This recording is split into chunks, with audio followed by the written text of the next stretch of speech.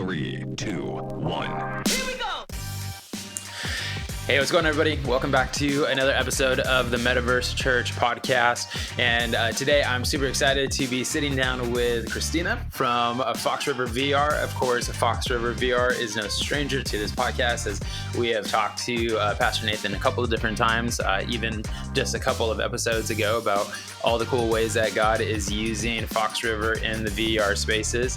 But we get to sit down and talk with Christina, who is a volunteer at Fox River in their virtual reality campus, and I'm just super excited to introduce her to all of you, as I've had the opportunity to get to know her a little bit, even through some of our One Combined VR services that we have done. So, Christina, officially welcome to the Metaverse Church podcast. How are you doing? Good. How are you? Doing great. So, Awesome. Glad to I've be here. given people a little bit of an insight of who you are, but why don't I turn it over to you and you introduce yourself to everybody else? Sure. So I've been volunteering with the FRVR, Fox River VR program since its inception. About 2 years we've been in the metaverse and really been learning so much along the way. The initial invite wasn't even for me. Pastor Nathan had reached out to my husband thinking, well, he's a techie person because he's an engineer, and that was not my husband's cup of tea. And I heard about it. I was like, well, I would love it on that. So if you ever think about not invite the people, even if you don't think they're going to fit, because I found that VR is something that God has specifically made me for. Like, it just fits so many niches of my personality, and I just love being able to be a part of it. So did you ever hop into a headset prior to your experience with FRVR? Like, did you have a passion for it? No, I did not. And we actually started on a desktop because back in Alt Space, you didn't have to have a headset. So when I started volunteering, I had not even tried a headset on, but eventually I stuck with it enough. And my husband's like, oh, we can get a headset, like we kind of splurged and got the headset. And now we're in games, we have to have it headset only. And so, yeah, I was never a gaming person, but I love the connection we can make with that. So. Yeah, sweet. So Nathan's going after your husband. You say, "Hey, I'm kind of interested in this." So you got in. Was it anything what you expected VR ministry to be? I wasn't sure what to expect, really, honestly. I remember getting in there the first time and we kind of just played around with other volunteers. I'm like, oh, this is kind of cool. And my husband and I were both, checking out the first time. It was, it was all our volunteers from church. So it was very tame, nothing crazy, and I was like, I see the opportunity here. And then as we got into it, I started out as a greeter. So we had Pastor Nathan at that time, we had Pastor Bill, and they were, preaching and leading. And my job was to wave or message people as they came in, and getting my feet under me and just learning each of the tools and how to help moderate. And then one week they were gone at conference, so then they were like, guess who gets to lead? So that was kind of how I started leading. So yeah, so much fun. Okay, so you've been doing this, and so here's the other fun, interesting part. As you're talking, I'm like running to my brain roll quick, but I'm pretty sure you are the first female voice that we've had on this podcast, which I've got female team members over here at Lakeland, and I know some of the other churches that are in there. I know that they also have female team members, but I reached out to you. Actually, you reached out to me and said, hey, you interested in my perspective for the podcast? I was like, yeah, absolutely. And so we chatted a little bit about just even some of the topics that you might want to chase after on this podcast. And one of those topics was just the fact of being a female Christian volunteer for a church in virtual reality, and just that perspective and what it's been like for you. So here it is. Here's that platform, Christina. What has it been like for you as a female doing ministry within virtual reality? Yeah, so anybody that's familiar with virtual reality is probably not shocked to know it's a more male-dominated field. Going in there, I think the stats are like 25% female, and I'm an engineer by background, so that didn't bother me. I'm kind of used to that. So some of the challenges, just connecting with people in ways that it doesn't get awkward sometimes. Like if a guy wants one-on-one, like I'm like, oh, let's rope Pastor Nathan in on this conversation, whatever that might look like, just so that it stays, on par.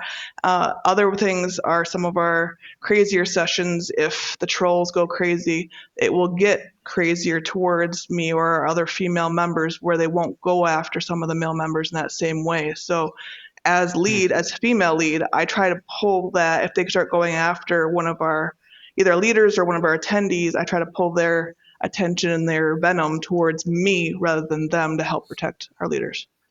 So it turns into interesting times. Can you elaborate on that just a little bit more for somebody who's never gone into virtual reality? Female listeners listening to what you're just saying, like, what does that look like? What do you mean by like the trolls coming after, shooting that venom at some of the female volunteers and the female members? Yeah, so sometimes we're predominantly in big screen. At least that's my area mostly that I help in for our ministry. And occasionally our tech will give out, and like all tech does, some things, there's hiccups, and we lose the ability to boot people. The host gets disconnected, something happens. That's usually when the trolls go crazy, or it can be just they come in and they get a few seconds to go crazy before we boot them. But it can mean yelling slurs at us, everything in the book. It can mean them virtually humping. It can mean groaning. It can mean, calling all sorts of things. I've had it hit leaders where things that they were self-conscious about themselves, and so it's also on the backside. It's how do I build back up our leaders to help them say, hey, that person knew nothing about your background. They were just slinging mud and see what stuck. So, and sometimes it turns into, next morning Nathan will call me like, are you okay? I'm like, yeah, I'm fine. I know that the persecution that we get in VR is like any other persecution, like we're rewarded from God. And so I'll take the licks, get the bloody knuckles, you're back and back up and you're back at it. So it's all right. Yeah, there's the interesting aspect that when people think of a virtual reality ministry, they think VR as a whole. The common go-to is the idea that is a video game, right?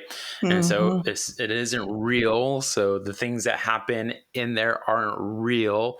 But I was actually just listening to a podcast that a friend of mine was interviewed on when it came to virtual reality. And she was even talking about how studies have been done on people on how their mind perceives what's happening in virtual reality and how it impacts them in reality. And what she was saying is from that study, they ended up finding out that what happens in a VR headset to an individual, the brain identifies it as happening in real life to them. Like there isn't a disconnect between virtual reality and reality. Absolutely. To the brain, that is reality. And so I've heard stories of people who have been attacked. You've probably heard the stories of, there was a famous story that came out a few years ago when alt space was still around, about a girl who she talked about being raped in virtual reality. And I've heard people sit there and say, well, how do you even explain that? How does that even happen? And then I've heard some people say like, well, just take off the headset. And while that is a tangible next step that could be done, the reality is that what is happening in those spaces at that time, again, the brain doesn't say this is reality and this isn't. The brain just says this is what's happening to you as the person. And so, you kind of touched on it, Pastor Nathan reaching out to you after, some of that toxicity is thrown at you and saying, hey, are you doing good? But can you speak into that even a little bit, like how that has played out in real time for you, of like even your brain saying this is actually happening to me, even though it's what's taking place in a headset? Yeah, so I would definitely agree with those studies saying that. I'd even say that in many respects, what happens in virtual reality is almost hyper reality of you're more aware of things versus out in public. If somebody said something, you wouldn't be as keen into it, but virtual reality.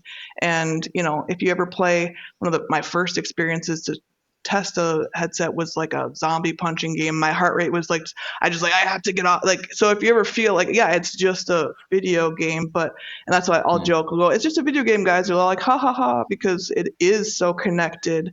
And I mean, which is a great thing for ministry. But so for me, I prepare knowing, hey, I'm expecting X, Y, Z. Negative things are a good chance of happening, so that that element of surprise is not there. Hmm. Sometimes they will find ways to be even more creative of ways to be, irritating, or if it comes from someone I'm not expecting it to come from, somebody that I thought I trusted, things like that, then that will be harder to deal with. But it's just processing it. Sometimes it's, you know, we support each other and saying, hey, if you ever have to leave, leave. But for me, it's just my personality. I'm more of a protector personality. I don't want to leave knowing that issue is in the room, other people get hurt. So it's not, I have never just taken the headset off, but we have told people you can block that person, you can take it off, it's okay. So yeah, it's not the first thing you think about, of kind of like scary movie. Well, you could just close your eyes, well, people usually don't. So Yeah. yeah. Yeah, definitely. It's interesting. In the 3 years that I've been doing this now, I don't know that I've ever instructed somebody to take off the headset when it gets toxic like that. I just don't think that it's ever been a natural next step decision for me to even think Mhm. about passing that information down to somebody else, because of what you just touched on. Like, I go in expecting the trolls. I go in expecting something crazy is about to go down. Mhm. Us having shared experiences in big screen, whether that's somebody writing something out on the wall, or somebody saying something, my expectation is something like that is going to happen. So when it does, it doesn't catch me by surprise. But somebody who Mhm. is new to it, who isn't expecting that to take place, yeah, it could totally be a shaking moment for them, that Mhm. maybe the next step is simply just taking off a headset. But then the follow up from myself or from a leader who's leading in that ministry, having that follow up conversation with them, going, hey, yeah, so that got a little intense. How you Mhm. doing? Yep. And even as you were speaking into it too, I was even thinking about how many times have we seen the videos rolling around on social media of somebody who got a headset for Christmas and or a birthday or something, and they decide to go do like the boxing game, or they're doing like that high riser like beam walking out or whatever, and they're so caught up in the moment of what they're experiencing within a headset that when somebody pushes them while they're walking on the beam, even though they're on carpet, their Yep. brain tells them I'm falling from a skyscraper, or I need to run from this situation. Like, I'm thinking of your zombie boxing Yeah. experience, right? Like, I've been in those like games or those experiences where, yeah, I do feel my heart rate kind of increasing, and my mind is putting me into a do I fight or do I flight mentality. And we've seen those videos of people who Mhm. like go running into the wall. And Absolutely. again, because the brain just doesn't disconnect like reality versus virtual reality in those moments. But man, yeah. So, I man, think it's I I think it's a muscle, really, to be able to. I think about when we first got into big screen, there things were not as crazy really as they are now, maybe. And some of the Mhm. stuff that we're seeing a lot more, even just spiritual warfare, some of the topics we get into. But we talked about, do we even leave this because it wasn't as safe feeling as alt space? But what Mhm. we have found too is sometimes we have to start out some of our leaders or some of our attendees in a more safe environment. We kind of have a range where we rate an environment on how safe versus crazy things are getting. And so like we have Horizon Worlds that we don't hardly, I don't think we ever kicked anybody out. It's more of a Bible study, so to speak, like the normal things you Mhm. would think about people coming into a room. And so if somebody's bothered by how things can get crazy on one end, we'll have them, hey, jump into this. This is shallow end of the pool. Get used to swimming before you come out here. And we're looking at getting into VR chat. And VR chat would be on our scale, that'd be the next, more crazy, because you can have your own avatars of anything they can do. There's just a whole possibility there. But just knowing like, hey, where does that person, and that's okay if you're there, let's just know that they're there. And then just reminding them when things like that happen, it is just sights, it is just sounds, they cannot physically Mhm. touch you. So that's a big thing, I think, especially for females, to know like there is nothing physical, that even though it feels like it, tell you, knowing like nothing physical can happen to me is reassuring. But Yeah. Yeah. yeah. And all this, all this speaks to just even some of the legitimacy to the idea of doing ministry in virtual reality, right? Like if people are having that non-disconnect between reality and virtual reality within something like that, whether that is abuse or harassment or whatever, then I've said before that if people are having those kinds of experiences, then they can also have the spiritual experiences as well Oh as like yeah. a Holy Spirit moving within the context of a VR ministry, a VR church. So that being said, let's transition to one of the other topics that you wanted to chase after, which was the idea of being a volunteer who is Hmm. how did you word it? Like you're someone who is not on church staff leading a VR, but you're not on church staff, but you lead within VR. Because what I've talked with Nathan about before, and Nathan has alluded to it a couple of times in this podcast, is that he relies heavily on your involvement and how you Hmm. volunteer within FRVR. So you kind of started to touch on it, but give us Christina's journey from like when you got started, because you said host, to what you're doing today, and like even how you feel how God's wired you is set Hmm. up well for where you're at with FRVR. Yeah. So, like I'd mentioned, I'd started out as a greeter and then I had to lead the one time. And, I'm sure that was not the greatest, I've not had a lot of experience leading, but it fit the bill for that. And then what we did was we were rotating speakers. And so then I would get in the rotation every once in a while so that I could learn and practice and get better at it. I heavily use, especially in big screen, the population in the room to indicate to me how well I'm doing.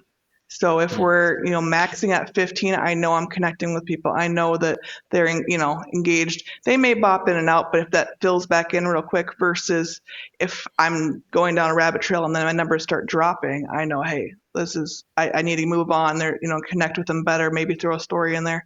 But yeah, so I started at Altspace and then we had some reorganization, different things, and I stepped into helping to write some of these talks. So that was a part, or maybe even have other people write and I would edit it to put it in there, helping with the tech side. And then we got to launching our Horizon Worlds, and we knew that it would be too much to expect, just one pastor or whoever to be leading all of it. So we said, hey, let's split it up. I can't do Wednesday nights because I'm helping another ministry. Pastor Nathan, you're in charge of Wednesday nights with Horizon Worlds. I'll do Monday nights in big screen. He helps and comes with the tech stuff, but I now as of late I've been trying to, hey, let's get this really refined. I want to get this process refined so eventually I can hand it off to somebody else. So I've been writing, mm, writing, writing, writing. So this whole calendar year, I have been writing every talk that we've have.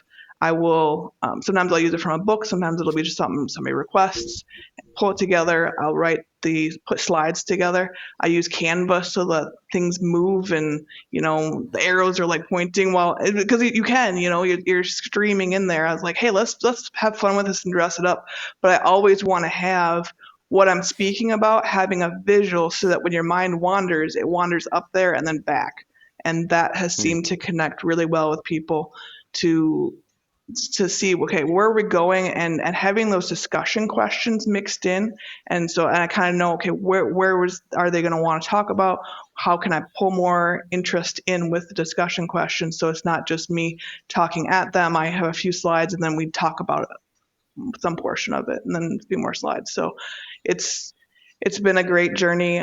Been helping with some of our Discord moderation and things like that as well, and just getting things scheduled. But yeah, as far as being a volunteer and not staff, sometimes people might think, look, well, it's a staff's job, or I'm, who am I? Like, if God calls you to it, run with it. I know for me, I'm not easily offended. Like, I can take it and it's not a big deal. I'm techie.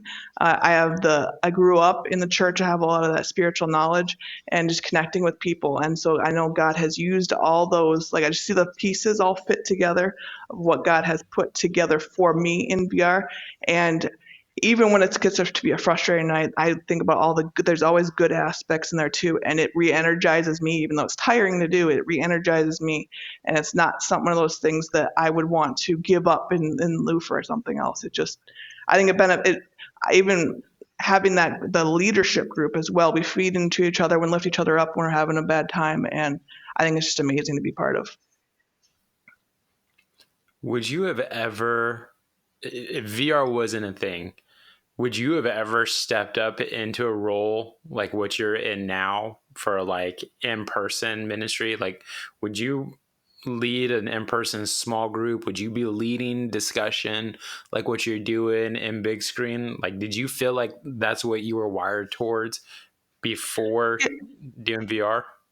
Yeah, so I was previously and still am leading a small group in person, and I'm actually director for one of our directors for a mom's group. So I'm up there in front of everybody normally, but what I have found is like when I would do the actual lesson or speak like once a year roughly for mom's group, I was much better speaker because I was doing it every week or twice a week or whatever that is. I was on my feet much more and ready. And I remember getting up there this year to speak, and I'm like, no one's gonna rush the stage. No one's gonna be drawing things on the wall. Like there's things I'm used to, like it's gonna be really chilled in person versus.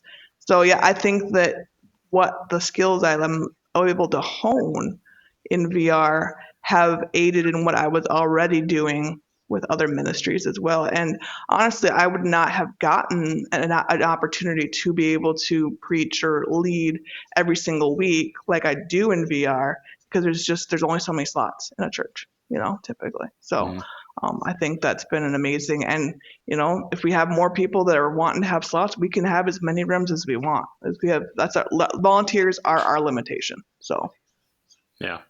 Yeah. Dude, that's great. I love that. I think, uh, people have asked like, hey, Stu, who's the right type of person to run a VR ministry for our church? And it usually catches people up by surprise when I tell them it's probably not going to be your gamer, to be honest with you.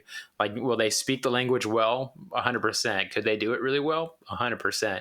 But I tell them, it's like, you're typically trying to find the person that all they want to do is speak Jesus to somebody who doesn't know Jesus, and they don't care where that's at, whether that's at a restaurant, at a coffee shop, in a video game, and a headset. Like, if you find that person that's gifted that way, you found the person that you want to lead your VR ministry. And just knowing that that's part of what God has already written for your story and on your life and how he's gifted you. And now there's new ways for you to live it out in real time is just, it's a super cool God story for sure. absolutely. And speaking of God stories, I'll use that as a segue because that was the other one that you wanted to talk on. So share with everybody just some amazing God stories that you have seen while doing VR ministry with Fox River. Yeah, so I've got so many. It's hard to pick. If you ever want to, catch me and waste a couple of hours, I'd, love to chat. But some really cool ones. Or recently we were talking, and somebody was kind of dabbling in the idea of faith, and the request was, "Hey, can we all do the sinner's prayer together out loud?" I was like, "Well, if you guys want to, we certainly can." They're like, "Yeah, yeah." And so I would say it, and they repeated after me, and the whole room was engaged. They were all, and they could just feel the Holy Spirit moving through that virtual room. I mean, it doesn't have to be a physical room to have the Holy Spirit moving. And like it could tell, and there was nobody trolling, nobody doing craziness. Like it was just connection for that little bit. And I don't know how that impacted each and every person that was there, but I have to think it was positive. And what God's going to do with that is yet to be seen. And maybe we won't know this side of heaven. But one of the other cool things that I'd pulled from, it was just from Discord, actually. I have a friend somebody that I did not know reached out to me. He said, "Hey, I'm a Muslim in the Middle East. I can't give a lot of details because of safety, but," he said, "I've been praying for someone to tell me about Jesus for 3 years. Could you tell me about Jesus?" And I was like, Wow. right. Like the fish doesn't jump in the boat. Like this guy's got to be a troll, right? No, he was serious. He was serious. And it's been about a year and a half-ish or so that I have been walking with him via text, essentially texting back and forth. He uses Google Translate because his English isn't great. And my husband and I have stepped up in helping him to pay for dowry for his fiance, because he was Wow. he was only getting paid like $4 for a night for 12-hour shift, and he just couldn't come up with a dowry. Wow. And we're working on trying to help him and his fiance, who has also decided to become a Christian, to be able to immigrate to the States under refugee. So trying to help them and help in that whole process that, I just think about, wow, like 3 years he'd been praying for someone to tell about Jesus. And he was Google search, how do I find God, led him to me through Discord. Like, it's just an amazing story. So, I've got a lot of people, like atheists, that, oh, I'm just going to stand here, and eventually they warm up and they become one of our regulars, right? Like, typically they don't want to admit that they're like, well, I'm like, well, you're coming for a reason. I know you're coming for a reason. I don't go seek out atheists to just listen to what they have to say. There's a reason you're showing up. God's drawing you to it. Or even culturally, I remember we had somebody, I think it was 21, that somewhere, it was shortly after COVID, but he was in China, and he said, yeah, the government's still locking us in our homes, like just Mm. stuff that you would not be, you hear one on the news, but hearing and being able to talk to people in those places unfiltered is an amazing connection. And he didn't even know, he was essentially risking his life coming to a Christian thing to talk to us. It was, Mm-hmm. and he never came back. And I hope he was okay. But it's one of those things. We get some people we get for a long time. Some people we get for a moment. But the amazing stories along the way that God lets us be a part of is a blessing. Yeah, man, so cool. Here's this is a rabbit trail moment, but what you experienced with that individual from the Middle East, I kid you not, we just experienced that with Lakeland VR this past weekend. A guy came in, for sure thought that this was going to be a trolling situation, and he's like, I live in the Middle East. I've been Muslim my entire life, grew up Islam, and he's like, and I'm denouncing it. And so now I'm on a journey to, in his words, like just on a journey to discover all the other types of religions that were out there. But he was wanting to Yeah. start with Christianity. And me and one of my volunteers went and grabbed lunch the next day, and we were talking about that experience with him. And we were both like, he's in the Middle East. Like, like he must have been feeling like who's in the environment with me, who's physically in the room with me, that's hearing me say that I'm denouncing something that I could be killed for or arrested Right. for saying out loud. And so there's this really cool thing that I think is happening, that we hear the stories of like Jesus coming to Muslims in their sleep at night and saying, I am the way, the truth, and life.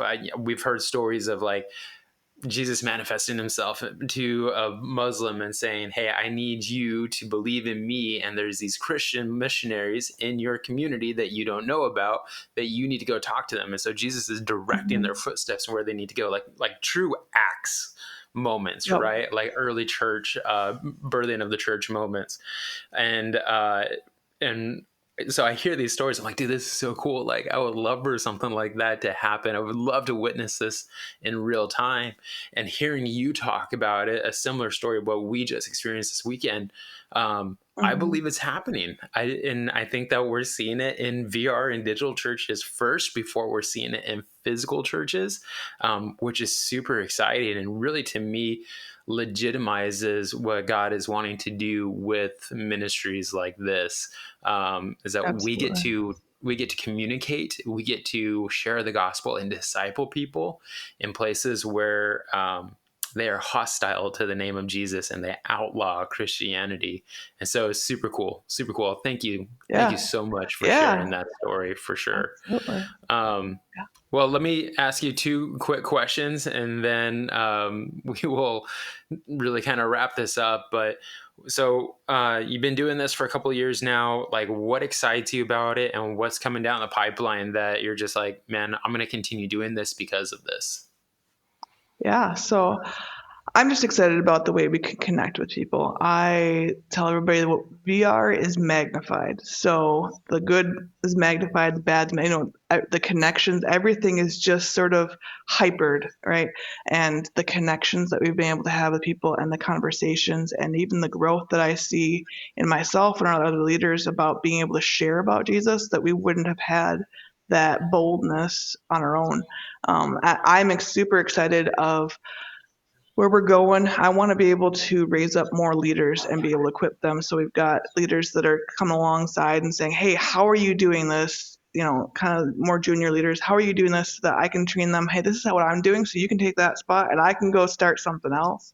Mm-hmm. Another like VR chat, for example, not leaving, but there's only so much a single person can do. So it's trying to spread that out and say, hey, this is the path that we've kind of figured out in this area. Can you take this, keep this plate, plate spinning? I'm going to go start spinning this one over here. So, but VR chat is our next area that we really want to get to. We have been venturing in there a little bit. It's daunting and just helping some of our leaders know like, hey, we'll be okay there too. Big screen was once daunting. We've been able to conquer that and be able to, master that. But I don't ever want to be satisfied with just, okay, we've mastered this one area. What does God have for us next? And just looking at, all right, and as technology comes in, I never do it because I think it's a cool tech. Like, great, but it's like, how can I use that cool tech to better connect with somebody? So, just those, I'm like excited for the stories that will come out and just adding. My friends are always like, yeah, you're gonna talk about VR again. I'm like, I am gonna talk about VR again, because we just have all these cool stories week by week. And if somebody feels that their faith is a little stagnant or it seems a little stale, if you jump into VR, I guarantee you won't feel like it's stale anymore. So that would be.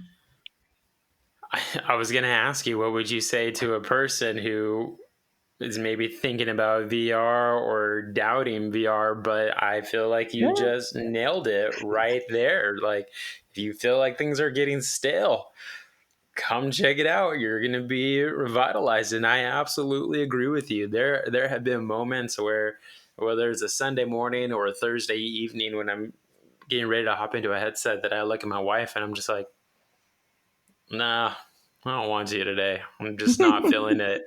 And, but I'll push through and I'll throw on the headset and I'll start connecting with people running the service. And next thing I know, 2-3 hours have gone by and I have a hard time falling asleep after that. If it's, like a Thursday night, because I'm so jazzed up with what I experienced, the way that God was moving in that place. During that time. So, well, Christina, if anybody wants to connect with you, obviously we've talked with Nathan before about getting connected with Discord and all that, but if anybody wants to connect with you and just even hear some more of those awesome, cool VR stories that you'll always share about, how do they connect with you? Probably easiest way is to connect to our server. So on the FRV, search Fox River VR, but frvr.church will get you there. Reach out to this forum on there. Otherwise, if you want to email me personally, christinamnorby@gmail.com. That's great too. We got lots of ways that you can, come dabble, come check out one of our services if you want to see it firsthand. That we'd love to have you and ask questions. We've had people that have even come and listened to you, Stuart, and said, hey, I heard him talking at a conference and you mentioned you guys wanted to see it in person. So we love to have those visitors as well. And that cross-pollination amongst churches is amazing. So, yeah. Yeah, absolutely. Well, cool. Christina, thank you so much for hopping on to the Metaverse Church podcast. Listeners, if you guys want to connect with Christina, we'll have those links in the show notes. And this is coming out a little ahead of time as you guys are hearing this, but it works really well with what Christina was just talking about and all the amazing things that she's experienced. I'm part of a network with the Digital Church Network, and there's going to be some learning communities that are going to be popping up this summer. And one of them is one that I'm going to be leading that has to do with doing metaverse ministry. So if you have any interest in that at all, my contact information is also in the show notes. us. So be sure to reach out to me if you have any interest in launching a metaverse ministry. And then, of course, as always, reach out to Christina and Pastor Nathan as well. I'm sure that they would love to talk to you about that. Christina said it. More people, more volunteers. That's going to be the cap that we hit, and it's true. So let's make it not so much of a hurdle to get over, but something that we can rejoice about. So once again, Chris, on behalf of Christina and myself, thank you so much for listening to the Metaverse Church podcast, and we will see you next time. Until then, be blessed.